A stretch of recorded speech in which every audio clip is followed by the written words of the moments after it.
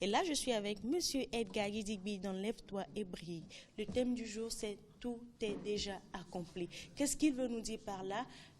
On lui laisse la parole. Bonjour monsieur. Bonjour à Comment vous allez-vous? tous, ça va très bien par la grâce de Dieu. Ok, tout est déjà accompli. Oui. Qu'est-ce que cela veut dire? Qu'est-ce qu'on peut comprendre par là?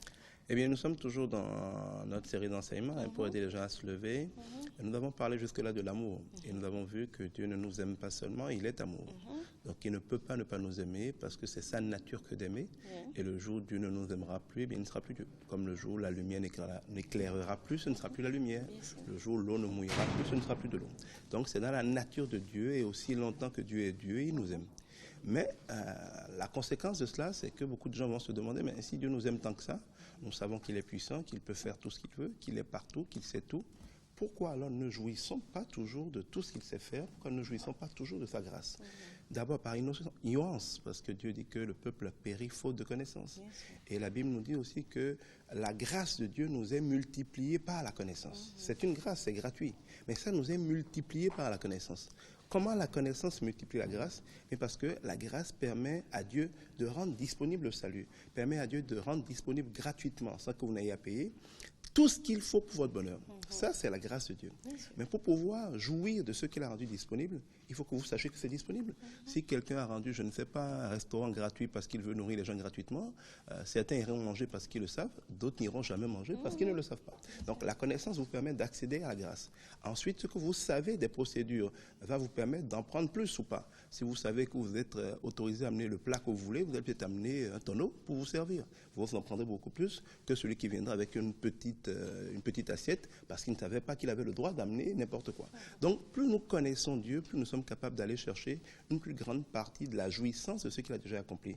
D'où l'importance de se laisser enseigner, de méditer la parole de Dieu pour la connaître, afin que, comme Dieu dit à Josué, Josué étant celui qui est rentré dans le repos de Dieu, celui qui est rentré dans Jéricho, Dieu lui dit, médite la parole jour et nuit, mets en pratique tout ce qui y est écrit, et tu réussiras dans toutes tes entreprises, qu'elle ne s'éloigne jamais de ta bouche. Ça n'a jamais été aussi vrai.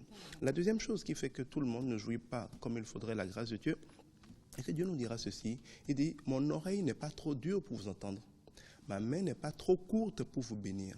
Mais ce sont vos péchés qui élèvent des murs entre vous et moi. Je vais simplifier ça. La grâce de Dieu, c'est comme la pluie. La grâce de Dieu, c'est comme le soleil. Et Dieu a déjà dit, on l'a rappelé hier, qu'il lève son soleil sur les bons comme sur les méchants. Il fait tomber la pluie sur les bons comme sur les méchants. Alors, si la pluie tombe sur tout le monde, si le soleil se lève sur tout le monde, comment certains pourraient ne pas être mouillés? Comment ils pourraient se voir secs alors qu'il pleut? Eh bien, simplement en utilisant des parapluies ou en allant se réfugier dans des bâtiments. Il pleut dehors, mais je suis dans un bâtiment, donc la pluie ne me touche pas. Il n'y a pas de prière qui va permettre, à moins que le toit soit troué, ce qui est anormal, qu'ici, dans notre studio, quand il pleut, je le reçoive ici.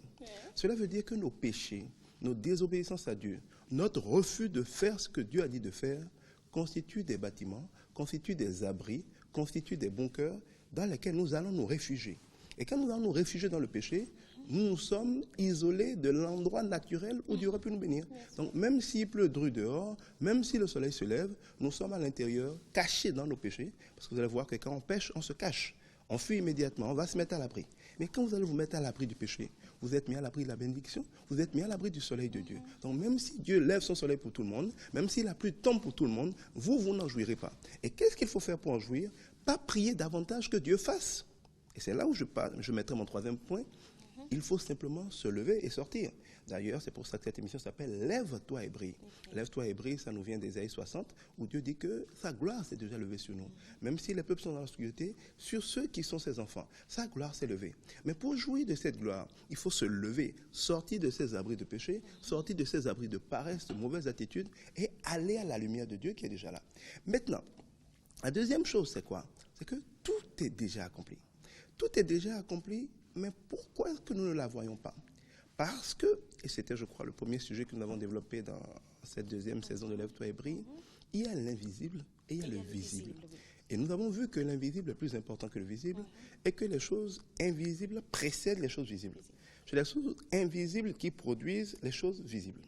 Cela veut dire qu'avant que quelque chose ne soit visible, il est accompli dans le visible. Sur la croix, Jésus a dit, tout est accompli. Donc, il a fini de tout faire. Et plus loin dans la parole de Dieu, on nous dit que nous avons déjà été bénis de toutes les bénédictions dans les lieux célestes en Christ. C'est-à-dire que dans la dimension spirituelle, avec Christ, avec Jésus-Christ, nous avons déjà tout ce qu'il faut. Alors, si tout est accompli et que nous avons déjà vu la bénédiction, que tout nous a déjà été imputé dans les lieux célestes, pourquoi nous ne le voyons pas dans les lieux terrestres? Et c'est là où je vous renvoie à notre Père. Quand les disciples de Jésus lui demandent comment prier, parce qu'ils ont vu toute sa démonstration de puissance, vous allez remarquer que dans le Notre Père, il n'y a presque pas d'endroit où on vous demande de faire des requêtes. Nulle part dans le Notre Père, il y a de la place pour dire je veux manger, je veux un mari, je veux une femme. Parce que tout est accompli. Quelles sont les deux requêtes essentielles que Jésus donne? Il dit que ton règne vienne. C'est-à-dire, il faut que la royauté de Dieu, le pouvoir de Dieu, le contrôle de Dieu soit établi. Il faut qu'il soit au contrôle.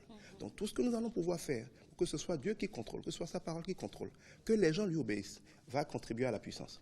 Une deuxième chose qui est encore plus importante, c'est que ta volonté soit faite sur la terre comme elle est déjà faite au ciel.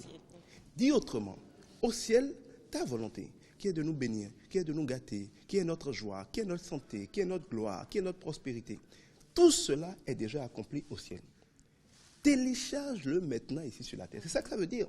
Que ta volonté, qui est déjà faite au ciel, qu'elle soit maintenant faite sur la terre, qu'elle soit faite dans notre vie, qu'elle se matérialise dans notre vie, qu'elle se télécharge dans notre vie. Vous pouvez rechercher depuis longtemps un film, par exemple, vidéo, qui est quelque part sur Internet. Tant que vous ne le savez pas, vous n'en jouerez pas. Mais le jour où vous le savez, qu'on vous a donné l'adresse, vous allez sur le site. Ce n'est pas ce jour-là qu'on va le mettre en ligne pour vous. Mais ce jour-là, vous allez le télécharger. Et dès que vous le téléchargez, vous pouvez en jouir. Je dirais que la dernière chose pour que tout ce qui est accompli se manifeste dans votre vie, c'est de pouvoir le télécharger. On le télécharge comment? En connaissant la parole de Dieu, en pratiquant la parole de Dieu. La parole de Dieu, c'est comme l'adresse du site web. Le pratiquer, c'est y aller, c'est cliquer sur le bon lien. Et à ce moment-là, ce qui est déjà mis en ligne pour vous, ce qui est déjà accompli en ligne pour vous, va se télécharger, vous allez pouvoir en jouer. Mais autrement, même si c'est accompli sur Internet, à défaut de connaître la bonne adresse, à défaut de le télécharger par l'obéissance à Dieu, vous n'en jouerez jamais. Bien sûr. Alors, des contacts, M. Edgar? 96 44 22 22. Écrivez-moi plutôt par SMS ou par WhatsApp, c'est beaucoup plus facile à gérer. Et puis, vous avez aussi ma page Facebook, facebook.com/EdgarGuidibi. Vous pouvez cliquer j'aime dessus pour suivre toutes mes publications. Je suis à votre service. N'hésitez pas à poser toutes vos questions. Et même si je ne réponds pas immédiatement, je finis toujours par répondre.